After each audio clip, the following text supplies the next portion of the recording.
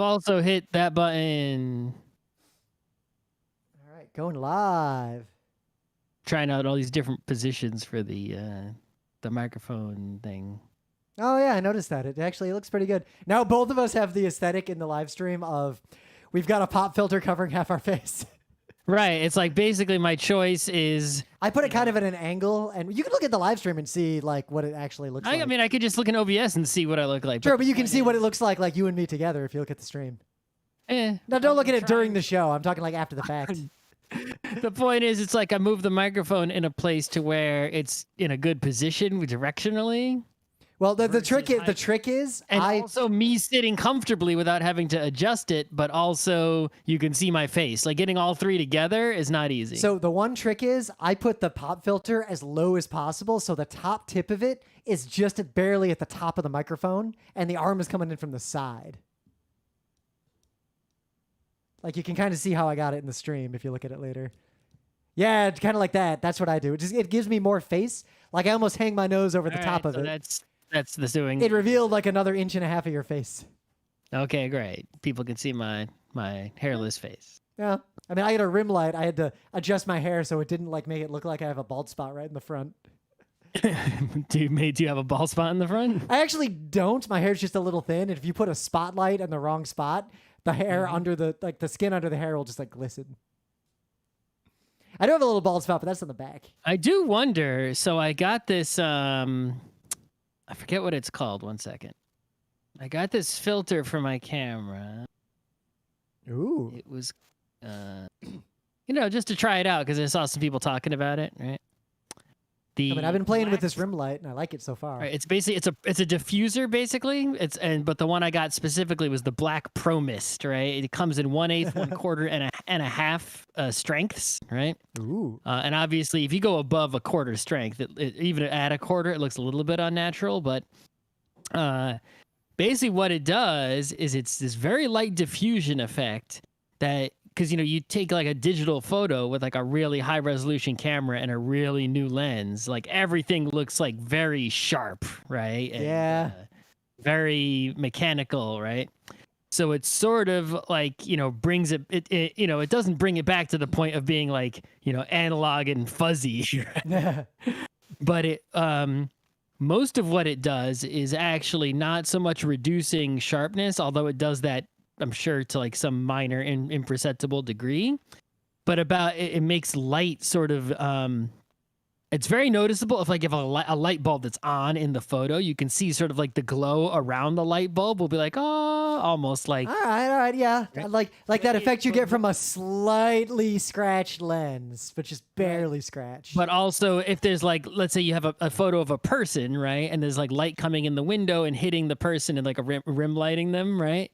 It sort of increases that and like makes the light wrap around the person more or whatever subject, right? It's like light's hitting a subject. It almost like sort of takes that light and brings it further around, right? To, the edge.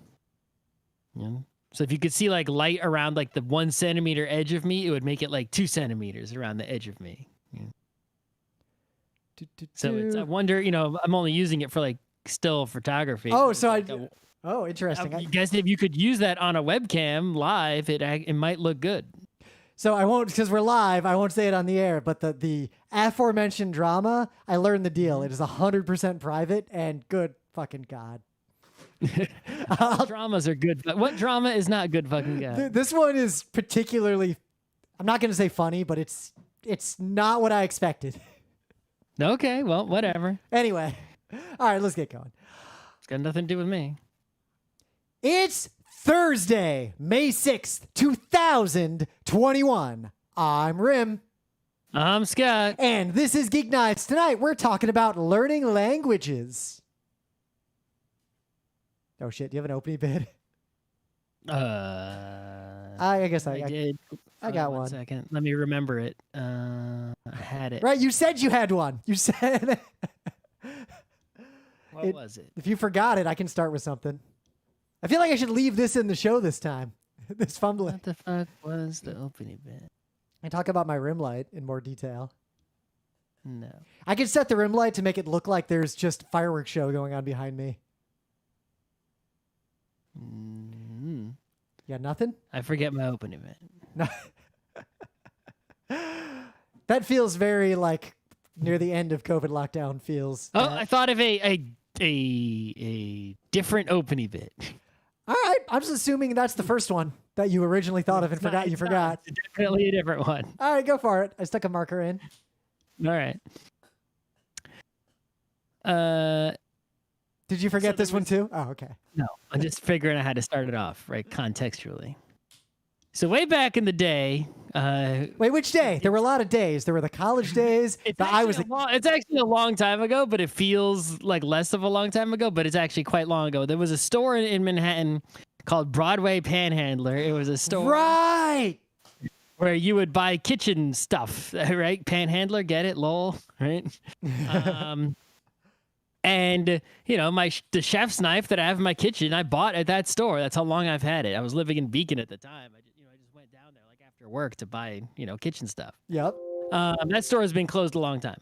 But I would also go there to get my knife sharpened, Yeah, like you do. Knife experts there, and it cost like a few bucks. It costs a few bucks, and it's not hard to sharpen a knife, but it takes an amount of time, and it costs so little to just get someone else to do it. Sure.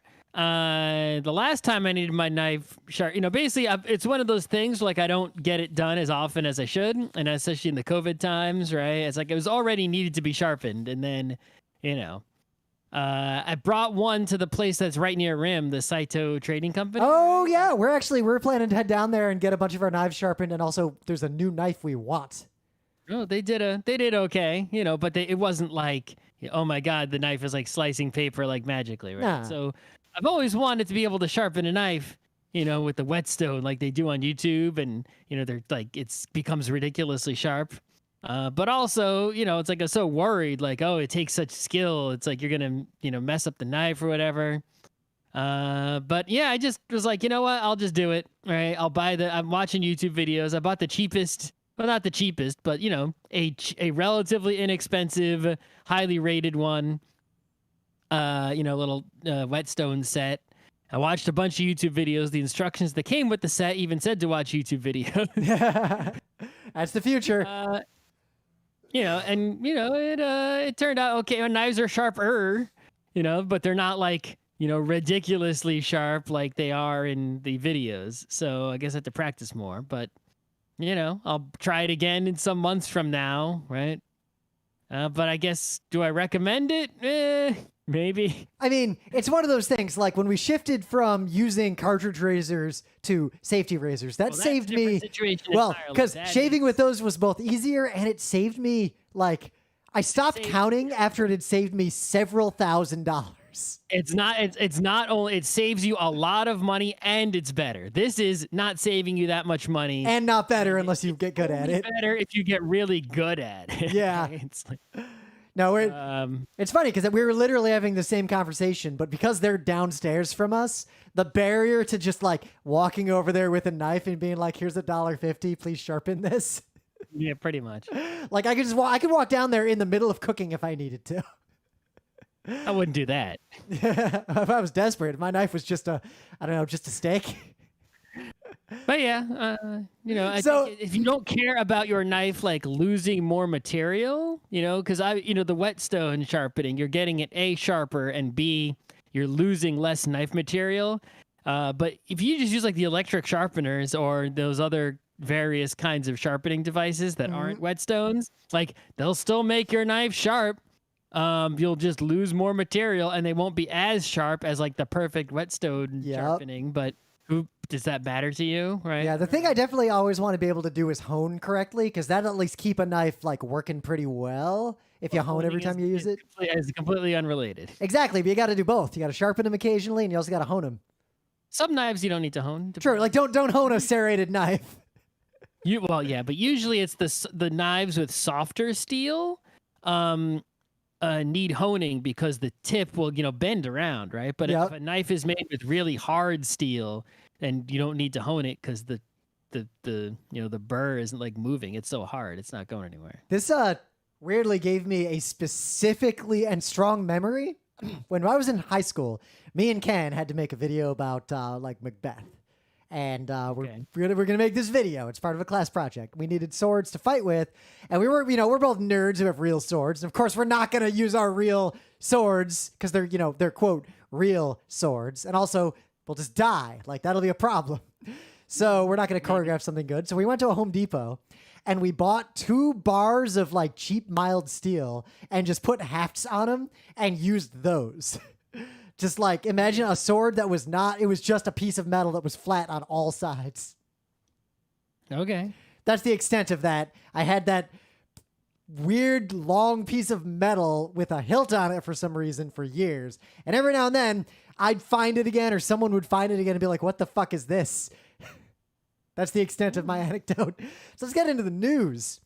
There's a bunch of stuff going on. Obviously, some things we're going to say for like a Monday or a Tuesday episode of Geek Nights, but I do want to talk about this one. There's a situation going on with the COVID vaccines that you might have seen some talk about, but didn't really understand. Basically, the vaccines were made by private companies, even though that's a problem. So they have patents on these vaccines. Mm-hmm. So no one else can make these vaccines without licensing that. And a huge percent or getting sued. Yep. And a huge percent in a country where that law can't touch them and just do it anyway. Yep. And a huge percentage of the world does not have ready access to the vaccine. Even countries like Germany and Europe don't have like full access yet. The US is, for other reasons we've talked about, way ahead on deploying. They can't make their own. Private companies in those countries, if they make their own, might get sued for violating the intellectual property rights. Right? Yep. And so they just have to buy some from us, the same way that like so many countries just buy weapons from us. They're not making missiles. They buy our missiles, right? And we sell them to them. So it was a moderately big deal in that it was good, but I also want to make it clear that it's not nearly good enough. But it was good that the U.S. actually said we supported waiving the intellectual property rights, at least until COVID is under control.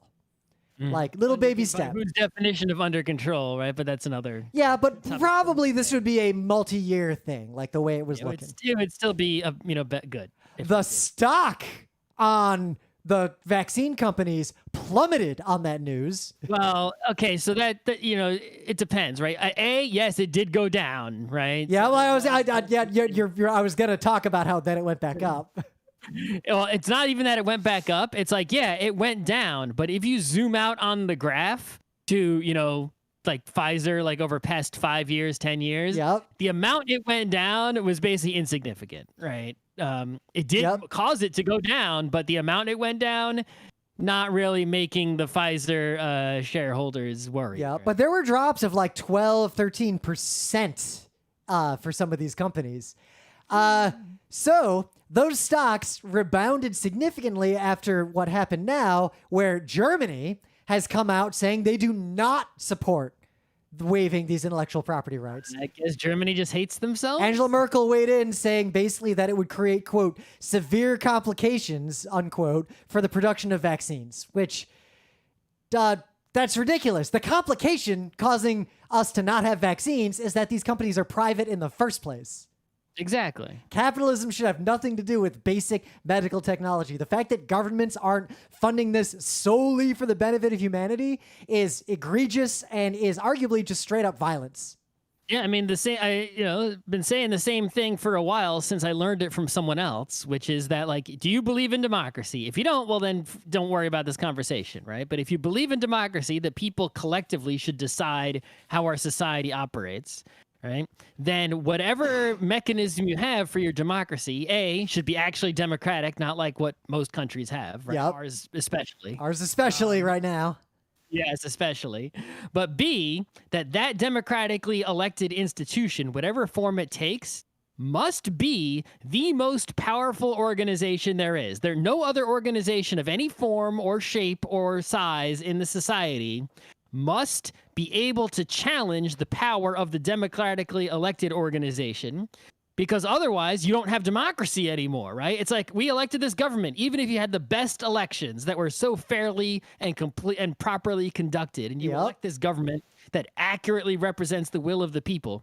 If there's some private company that, like, not even necessarily is in total more powerful than the whole government, but has any sort of leverage against the government whatsoever, then that means that the will of the people is at least partially overrun or at odds with some other non-democratic power. Case in point, there was a moment you don't have democracy. So therefore, any organization, including, say, a pharmaceutical company in this case, that has enough power to sort of, change or move the government and, compete with the will of the people cannot be allowed to exist if you believe in democracy. There is an incident that happened in the United States where literally a rich dude bailed out the U.S. federal government. Mm-hmm. Like that happened once. That also includes an individual person. If an individual person is so powerful that they can, affect the government. Well, it's like in Blades in the Dark. There are factions. Like there's a faction, the blue coats or the grinders that all have their different deals and they have different tiers. There's one faction that's just one fucking dude. Yeah. And there's also things like it doesn't even have to be private organizations, right? The NYPD is strong enough. It's a public organization, but it is strong enough to basically oppose. It's not democratically elected directly. They're like employees, yet they're powerful enough to influence the mayor more than the voters. Can you imagine how radically different in a positive way New York City would be if we elected the cops? Sure. And took away their guns, of course, but yes, if they were elected by the people of their boroughs. Yes, if you believe in democracy, there cannot be any organization of any kind that is more powerful in any way than the democratically elected organization. Yep. The end. So, in some other news, YouTube's TikTok clone, Shorts, it's actually been around for a while, but it wasn't really available in the US, is out. You can do it. Scott made one already. Yeah, so there was YouTube Short. Basically, it's like TikTok. I'm actually kind of like the thing with TikTok, right? Is the app itself. I'm not liking the user interface or anything, and I don't like the owners of it. I don't like the nature of the censorship on that platform. Exactly. However, and I won't install it on any of my devices. Oh, I would not install TikTok on my phone. But I will visit the website. The website is, I can just visit the website in my browser. Though usually I watch TikToks that people have exported and put up on YouTube, to be honest. That is also the most of what I do as well. But I have visited the website a couple times or seen embeds and such. But I do greatly enjoy the content on TikTok, the community of people who are making content there, and the things they are making. There's really good stuff going on there. Well, just like Vine. Vine was like... Vine, I think, will be remembered. TikTok is like Vine plus. Vine started it. Vine was such a creative explosion and a sea change. And also Vine was a place where black creators in particular really exploded and like made a movement of art. Sure. One of my favorite TikTok things I've seen actually is there's a guy who is a actual dermatologist. Oh. And he has a TikTok where he basically does all kinds of different things. Like he'll watch people, do skincare stuff and he'll be like, right, wrong, don't do that. Yes. And then he also will he'll do reactions to like people popping giant, scraping gross stuff off their face, which is always weird. I know we have some friends that enjoy that stuff a lot.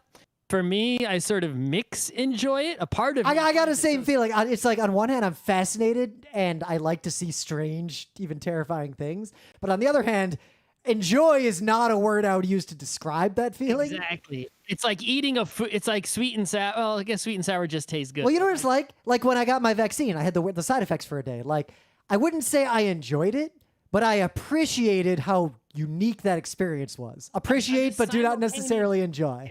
I'm simultaneously feeling satisfaction, like the same satisfaction you get when you watch a power washing video. Yep. While also feeling like gross, like I just saw some gross. Yeah. Right? It's like they mix that together at the same time. But yeah, I mean, part of it is I've seen enough terrifying, gross, frightening things. You don't need to watch anymore. Well, in real life, to where if it's not present in the room with me, it's very hard to push me over the line.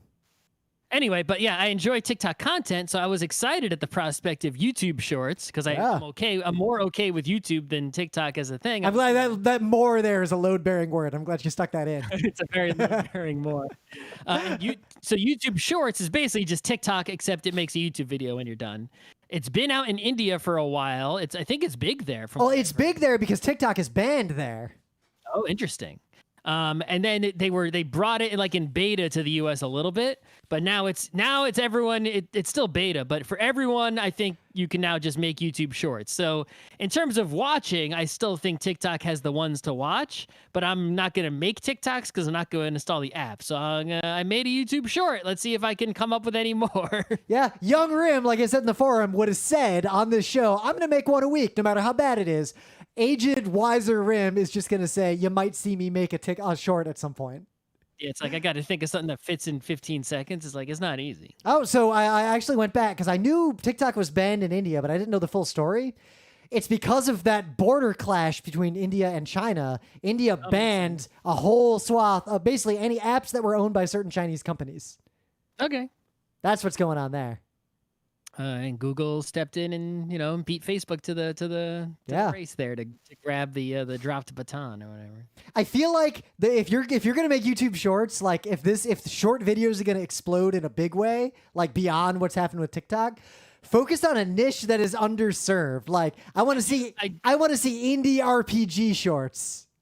I do think that is if you look at the people on TikTok who are successful, is they find a niche and stick to it. And that's how they're able to make so much content, is doing the same thing over and over. If you try to do variety, it's like us, you run out of ideas. All right. You need one idea that's popular and just keep doing it. Like the Less Sausage YouTube channel. Yep. Hydraulic Press YouTube channel. Or what do I do so frequently? He doesn't need new ideas. He just needs new locks, right? Yep. I guess the best I could do is I could try to do something with me failing at Overwatch. I'll figure something out. I'll make something. Exactly. Anyway, in some other news, Twitter actually has done a couple of things recently. They added a tip jar, which is there's some stuff going on with that, and we'll see how it plays out. Adding a tip jar on Twitter, it's like people are talking about it, but it's like you can already just put your Ko-fi link, or your Patreon link in your profile. It's like what's now? It's like some people can get this tip jar like officially lit up in the Twitter interface. It's not very different. Right? Pretty sure they're doing it this way because it's a trial balloon for even more features related to this down the road. Because there was talk like your Cash App IDs up there. Oh, remember Twitter was talking about having the option to have some of your tweets or an alternate channel that are subscriber only that cost them money. Like you have to pay to subscribe. That'd be okay. Have a Patreon integration. I'd be 100% okay with that because Twitter's biggest problem. More tweets from me than other people see. Because Twitter's biggest problem is that it doesn't charge the users or the creators. It makes money with ads and bullshit. Come up with a better monetization model. I'm always in favor of models that involve having the people pay for the thing they use. Yeah, I am, but I read a thing today written by a guy who works for Google on ads, and he's like, why I'm okay working on ads. And obviously I disagreed with most of it. Yeah. But the one thing he said is like, look, if you don't have ads, then a lot of this content is like has no way to pay for it, and it won't exist. Yep. Would you rather have, look at how much of a problem it is that, the real news is behind a paywall and no one sees it, and the fake news is just out there, right? Yep. But the problem there is not ads and no ads. The problem there is capitalism. You can't make money doing anything. Right. If you didn't have the ads, the fake news wouldn't be there at all, which is, I think, good, but also no one would get the real news still. Yep. Right. Too much, it's like. But also the ads to a degree are just shifting who you're stealing the money from because the advertisers are in many cases getting ripped off. Indeed. Anyway, we've talked about that a lot. So this isn't like earth-shattering news. Twitter did something else that it amazed me why people were so mad about this for so long. Maybe it's just because I follow a lot of artists who were like oddly persnickety about it. Twitter had a cropping algorithm that would just crop images. If you post an image, it'll crop it so it fits on your phone app, whatever you're looking at Twitter with. You couldn't control the crop. Yeah, but if you click on an image, you see the whole image anyway. Sure. If I see an image on Twitter, I assume I'm going to click on it. Crop was sometimes unfortunate. Well, so the problem with the crop algorithm was that it tried to be too clever. It ended up doing some like very obviously racist things. It did that, yes. Yep, and it did some unfortunate things. They probably could have gotten away with just having it always crop the top half of the image and just let people deal. That probably would have worked better. I don't know. But apparently they got rid of it. But also, I'm seeing a lot of people freaking out that they still see the cropping. And I think a lot of people... They only got rid of it on the mobile app. If you're using desktop app or TweetDeck or something else, you're not going to see... You're going to still getting whatever cropping you've got based on whatever app you're using because I'm pretty sure the cropping is happening locally. Yep. And this is a great time to say, if Twitter is, an okay place to be, I'm on Twitter. I use Twitter a lot. Do not use the default Twitter website. Do not use the default Twitter app. Just uninstall that shit. Go and get some third-party Twitter app. I mean, TweetDeck is owned by Twitter, but it might as well be a third-party app, at least still for now. Who knows? It might change. Yeah.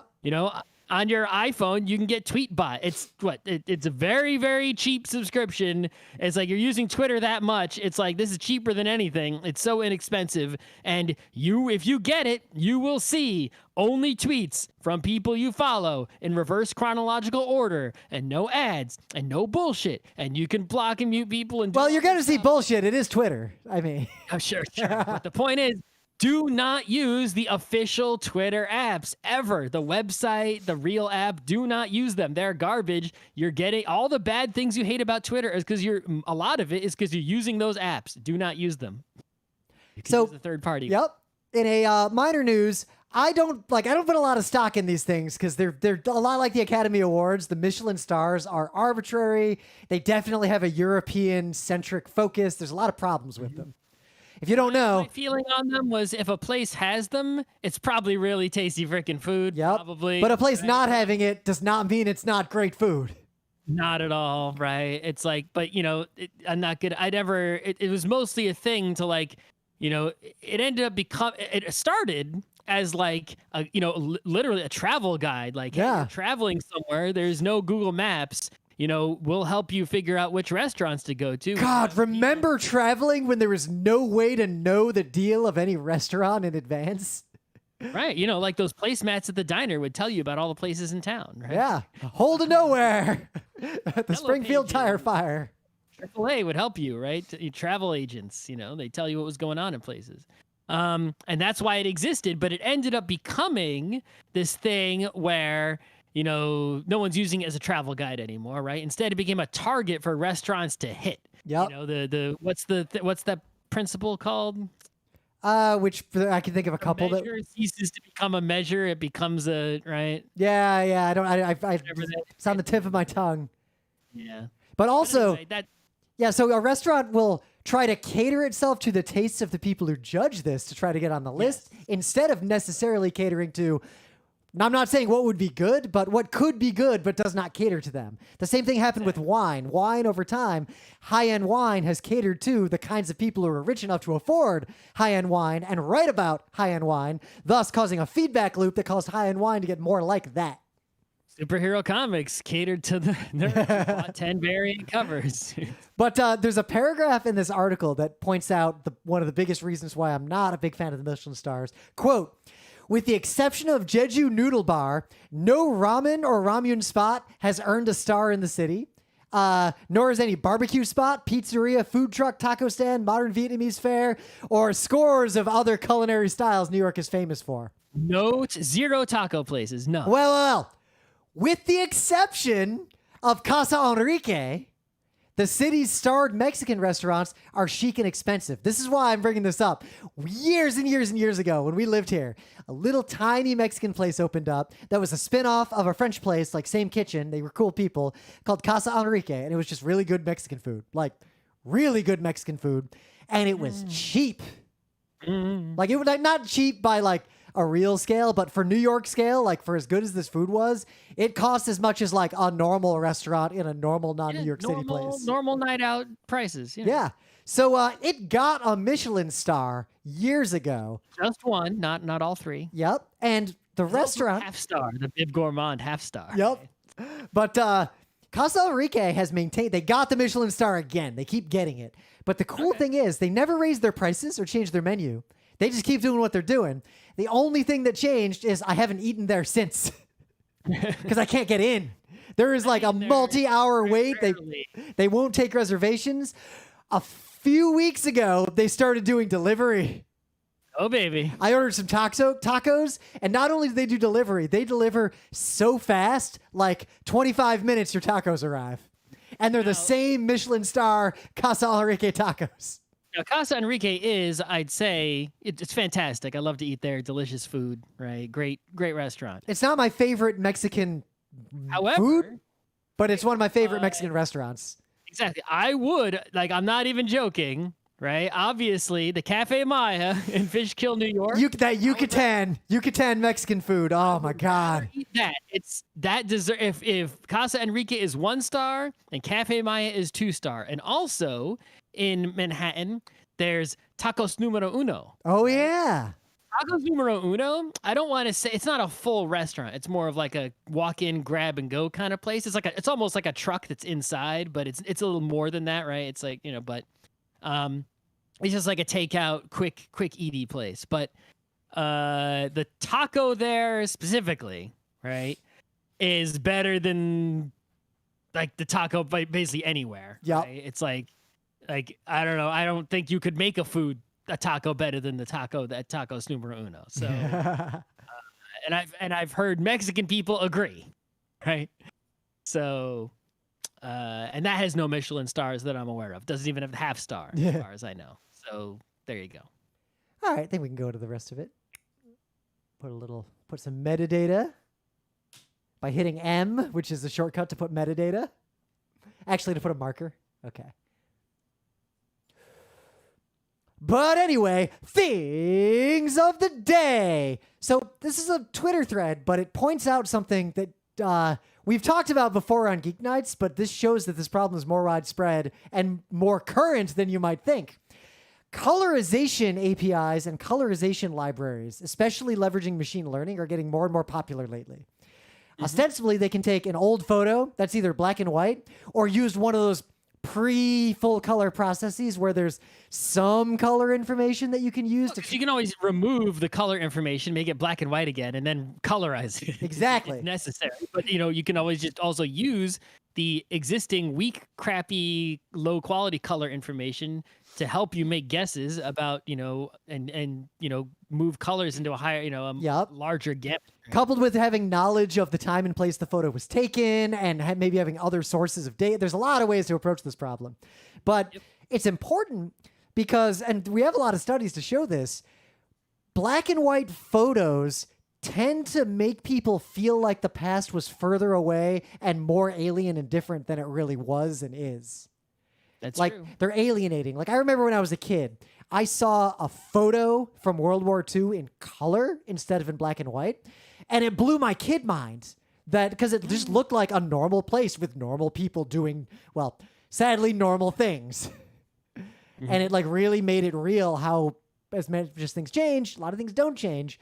But this also gets into the problem where a lot of Europeans, a lot of white supremacists, have false ideas about the past. Like, they think that Roman buildings were white marble and austere. Like, no, they were painted with the most garish colors humans have ever conceived. And that we paint wore out because it was shitty. Yeah. So the problem now is that these colorization libraries are getting very popular. So this thing of the day is they took some photos from 1909 and 1915, and they were color photos, accurate, good color photos, early color photos. They removed the color. Then they ran these through some of the most popular colorization libraries and machine learning networks that are out there, ones that a lot of historians use, where these photos get circulated widely using these APIs. And you showed the colors, like what they look like. And they look like the old-timey color photos you'd expect. But then you look at the actual real photos, and they look literally nothing like what that API did. Like, not even close. The real photos are so vibrant, and the colors are so stark, and the people look so different. Yeah, and a lot, that's the thing is, as much as people have digital cameras these days, right? It's like, and we talk about things like vinyl records being poopy, which is true. They're not, they're just garbage. They have way more noise than even like a CD. Right. Analog film, depending on a lot of circumstances. But the quality of analog film is actually still to this day ridiculous resolution. Right. Yep. It's like not until like 4K even. It's like even 1080p, it's like you're better off watching a 35 millimeter film as long as it's in good shape and your projector's good than watching a 1080p Blu-ray. Yep. But like you look at the black and a 70 millimeter film, it's like get out, right? It's like. But like you look at this photo of these 3 village girls in black and white, and it just looks super old timey and almost depressing. You look at what the API did, and it just looks really like sad and washed out and sort of still old timey. The actual photo, they're wearing amazing dresses, and it is not a sad photo at all. So be wary of the sources of colorized, I'm making quote motions, images from the past if you don't know the process they used, because they often will be lying to you and setting subtle biases in how you interpret history. So what do you got? I got something real fun. So there was a movie in the 80s, movies like as old as we are, Ninjas in the Dragon's Den, right? It's, some old, one of those silly 80s martial arts movies, the kind of anime help. Oh my God, those ninja costumes. Right. This is the most stereotyped ninja thing you'll ever see. And basically at the beginning, the movie opens up with a 3-minute sequence. And that's like where the credits play, sort of like how a James Bond movie opens up with a credit thing. Right. And it's this song. It's a great song. You'll love it. It's very of the period. And there's the 3-minute sequence of the ninjas doing their ninja thing. It's like, do you even need to see the rest of this movie? I don't know, but this is a really fun way to spend 3 minutes with some ninjas. If you've never seen this movie or the opening to it, it is well worth your 3 minutes to have some fun 80s, ninja action. I remember seeing the movie. God, 3 Ninjas in the theater, because I was one of those kids who was into ninjas. That movie is. Did I see that in the theater or at home? I don't know which one I saw either. We not only did we see 3 Ninjas in the theater, but we saw 3 Ninjas kick back in the theater. I want to say. You know what? I definitely 100% saw in the theater was what's the one with Chuck Norris and the kid? Oh, a Sidekick. That one. That movie. That in the theater. That movie messed with my kid brain. I wasn't sure if Chuck Norris was real or not. About it, other than that, it was a movie with Chuck Norris and a kid. It was a kid who was bullied, and he had an imaginary friend, Chuck Norris, who would like help him. But then he meet them like. Did not know that's what it was about. But then he Chuck Norris ends up being real and like actually fights with him. Like that is all I remember. Okay. Also, Chuck Norris is a bad person in real life, just in case anyone doesn't know. Yes, Chuck Norris is bad. Yeah. Very bad. But after we watched 3 Ninjas, my brother and I put on the blindfold or the headbands, because the theater gave every kid who showed up a 3 Ninjas headband. It was a long time ago. And we put them over our eyes like blindfolds and ran blindly into the parking lot for training. And I ran straight into a parking sign. Good. It looked like someone had punched me in the face. So I come home from this movie and my dad is just like, you're going to have to explain what happened to you when your mom asks you, because I am not involved in this situation. Yeah, that just reminds me of how sad I was as a kid that on TV there would be commercials occasionally talking about, special promotions like that, right? Yep. And how literally never was, not even one time were any of those actually happening in a place near me that I went. Wow, they were like always near me for some reason. Like Lakeside fucking mall.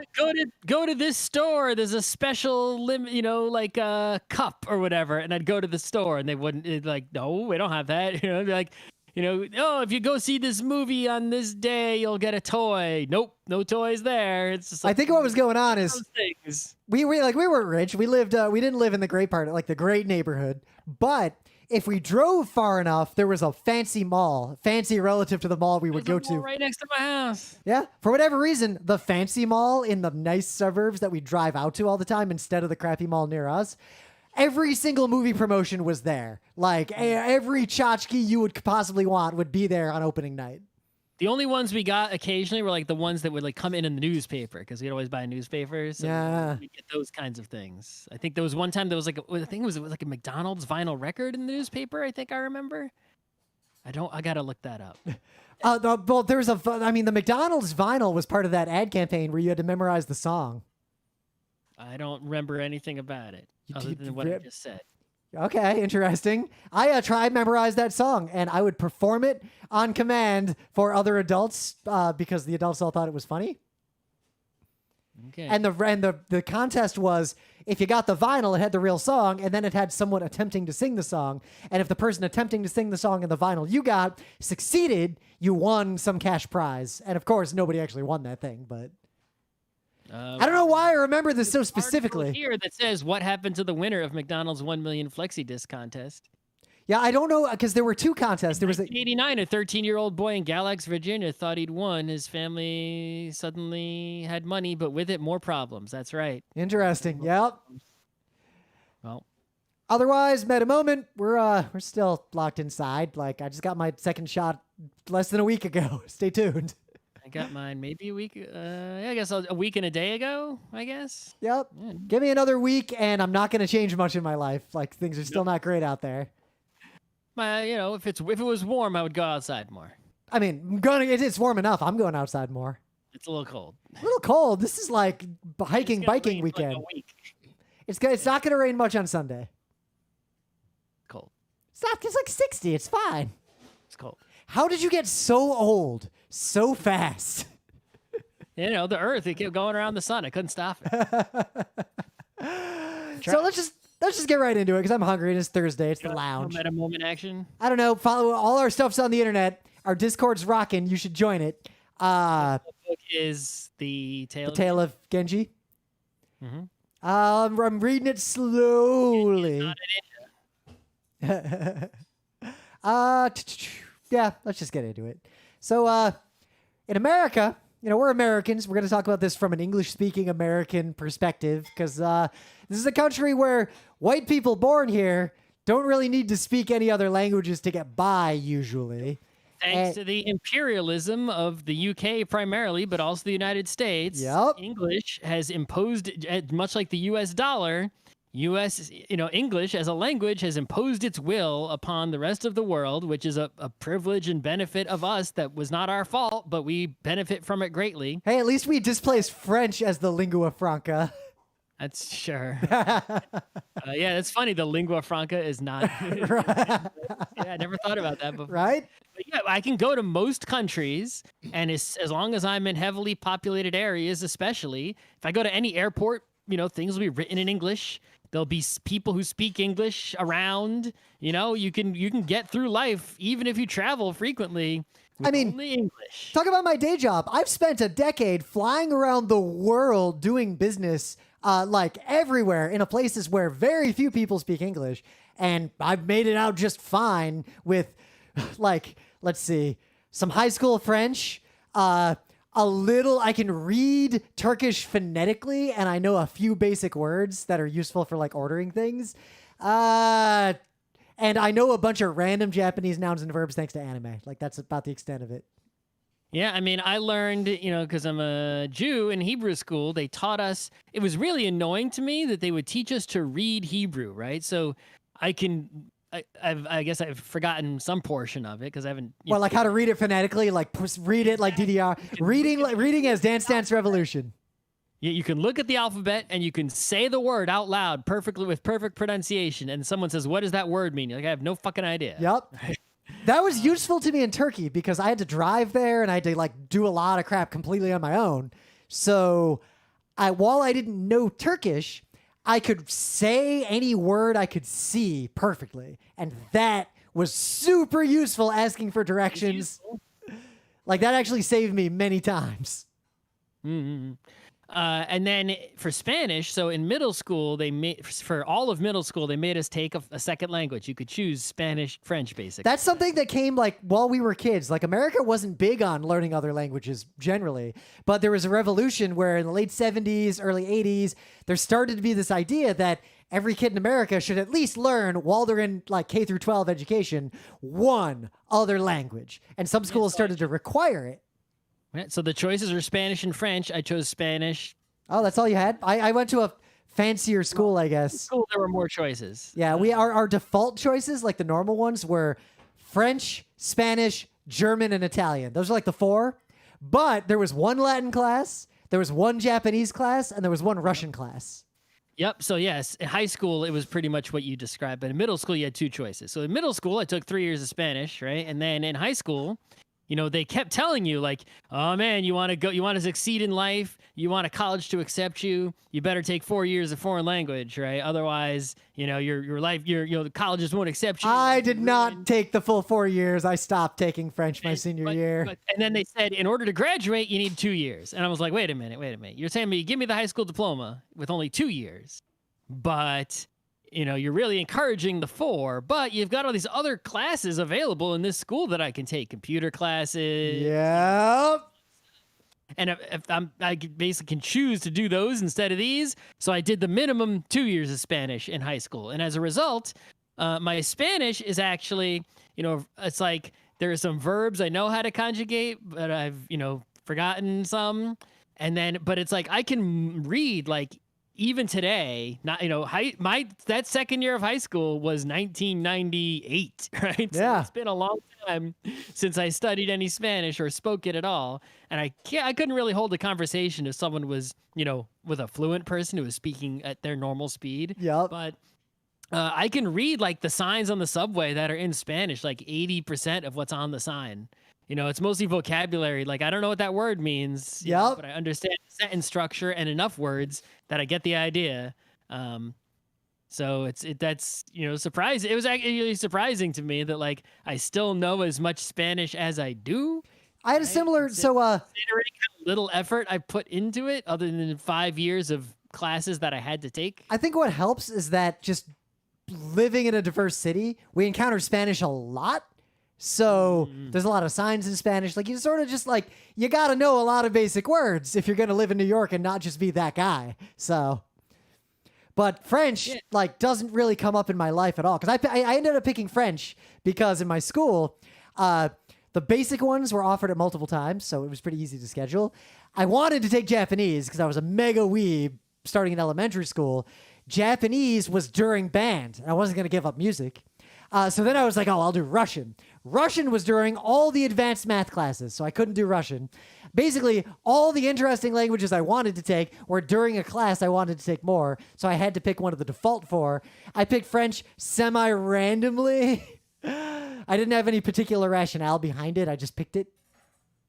I picked Spanish just aesthetically, and also the fact that I thought it would be more likely that I'd go to like, Mexico than it would be. See, I lived like on the border of Canada, and we would like go into Canada and head out toward like Montreal. Sure, you were closer to Canada. I mean, not that I was also closer to Canada than I was to Mexico. But like where I grew up, a lot of things in the grocery store would be in English and French instead of English and Spanish.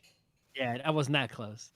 So I picked French, and it was an okay time, but I only took a few years of it. Like my senior year, I just bailed on it because I was done with high school.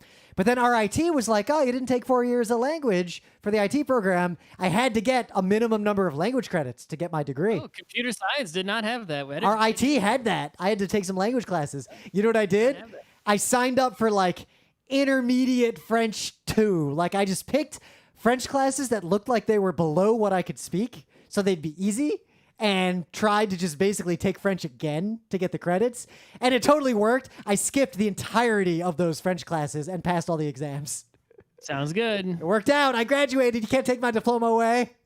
Yeah. So I put it, like with most things later in life, right? Not just learning languages, but other hobbies, right? It's like, there's some where it's like I thought I would start them, but you didn't really, right? It's like I bought a harmonica, no, right? It's like I didn't practice. I kept practicing. I'm pretty good at that harmonica now. Yeah, that's annoying. I didn't have the discipline to stick with it, right? So like I think I tried for like maybe like a week to read Japanese. I could read the katakanas for like a little bit. Oh, remember I learned Hangul like fully. Like I could read Hangul phonetically, and I learned basic Korean. No, I forgot it all because I never used it. This is way before K-pop. Right. So it's like, I never put the effort in. I didn't have the discipline. And then so I failed a couple times, and I said, all right, I give up.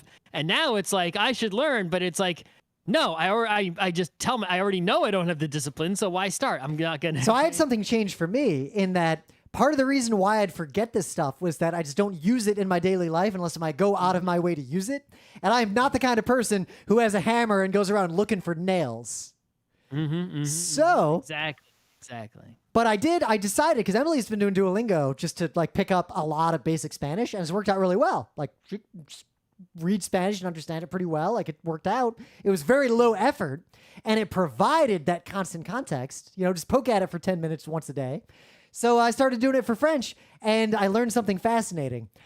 I weirdly have a extremely strong understanding of French grammar and structure and diction and pronunciation still. All I'd lost was the vocabulary. I didn't know any fucking words anymore at all. I remembered a lot of verbs, but that was it. Like, nouns for anything were just gone from my brain.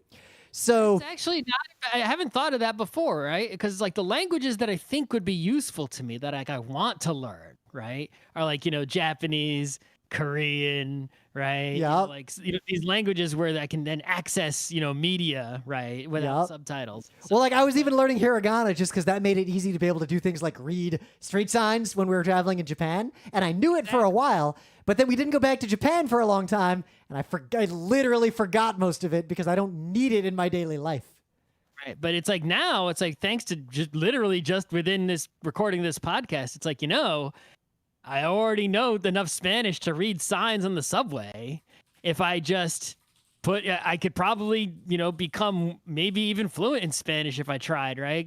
Considering that have a head start of some amount. Maybe that would work out better if I did that instead of trying to learn something that not only I know nothing and has a different alphabet. Yep.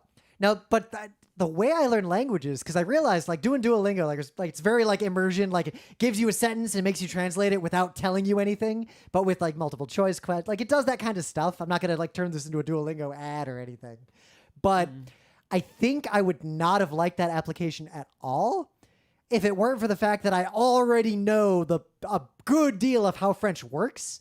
So the only thing I'm learning is relearning the vocabulary and relearning stuff like which words are feminine and masculine and all that gendered nonsense.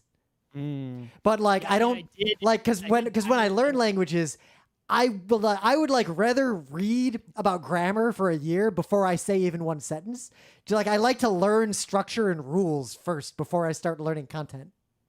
I mean, I don't really, I don't know which way is the best. I don't think that's the best way. I think that's just how I have engaged. I don't know what the best way for me to learn is either, right? It's it's how much, I've consumed so much media in various languages with subtitles, and I pick up words, and I eventually learn what they mean, but I still can't speak or read those languages at all, right? Even though it's been many, many years of consuming piles and piles of media for some of them, right? That's kind of why I'm doing this app thing, because it forces me to see the language and engage with it a tiny bit every single day, and it seems like it's working.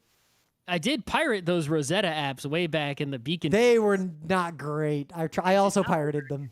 I wouldn't pay for them. They charged so much money for those, but they didn't really work for me at all, and I wasn't able to stick with those either. I didn't have the discipline, so it didn't work.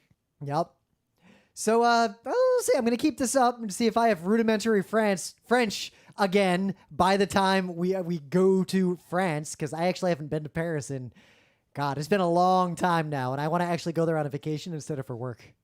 Yeah, maybe I should try if I, it's to become fluent in Spanish from where I am it should be theoretically less work than from nothing in some other language, right? Yeah. And although I'm not interested in Spanish media, it's maybe there are plenty of Spanish speaking people all around here. It's just generally useful, especially in a cosmopolitan city. It would be actually very useful if I could just actually engage in a conversation. What's funny though is, I used to spend a lot of time in Turkey, to the point that I was earnestly trying to learn Turkish. I was studying the language. I had a bunch of grammar books. I would try to use it when I was there. But literally every single person I used any Turkish words with, I'm not even exaggerating, 100% of the people, if they spoke English at all, they would tell me, they would literally just be like, why are you speaking Turkish? Don't learn our language. No one else on earth speaks it. There's no point. You're wasting your time. Mm-hmm. They were oddly insistent, no, don't bother. This language, well, I love my language, but no one speaks it outside of Turkey. Unless you move here, you will never use it in your life. And they were specifically, earnestly insistent about that. Mm-hmm.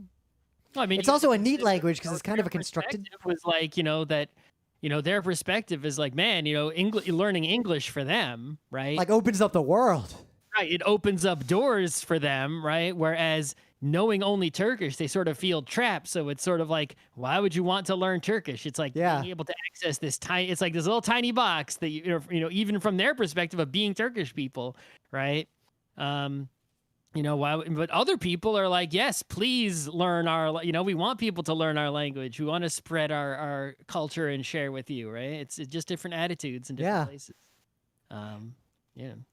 So yeah, we'll see. I'm going to give this like a year and see how far my French gets along and decide what to do from there. I was vaguely thinking if I wanted to learn a language more deeply, I was honestly thinking about German because in terms of places I might end up long term. Board game business. Well, not so much the board. Like the board games would be a bonus, but more in terms of like what country generally is closer to like the political ideals I have as a structure. When you learn Dutch then? Yeah, that would work too. Finnish. Yeah, something like that. German seems like it would be generally useful. Also, in the course of my work, I encounter a lot of German-speaking people. I also have a bunch of engineering teams in Frankfurt right now.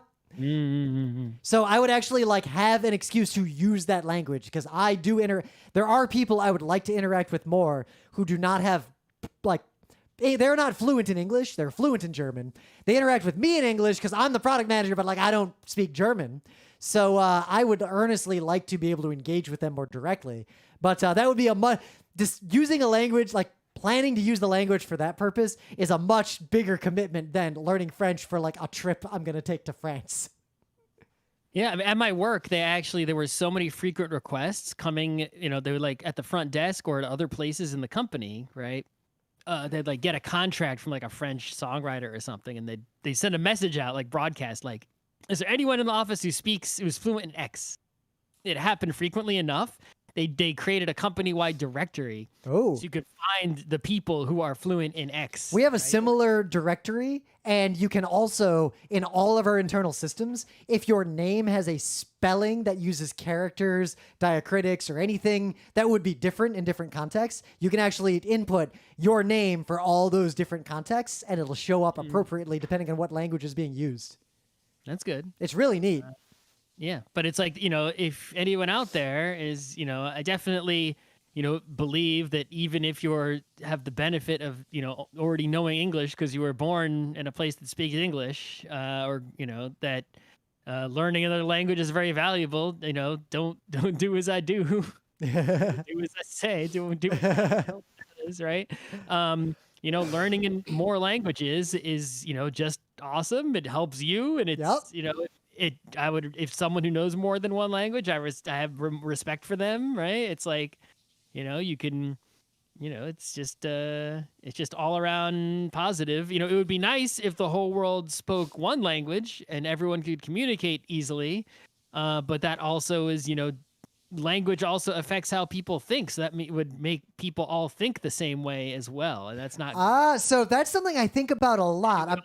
It also erase a lot of cultures, which is even less great. So are you familiar with the Sapir-Whorf hypothesis?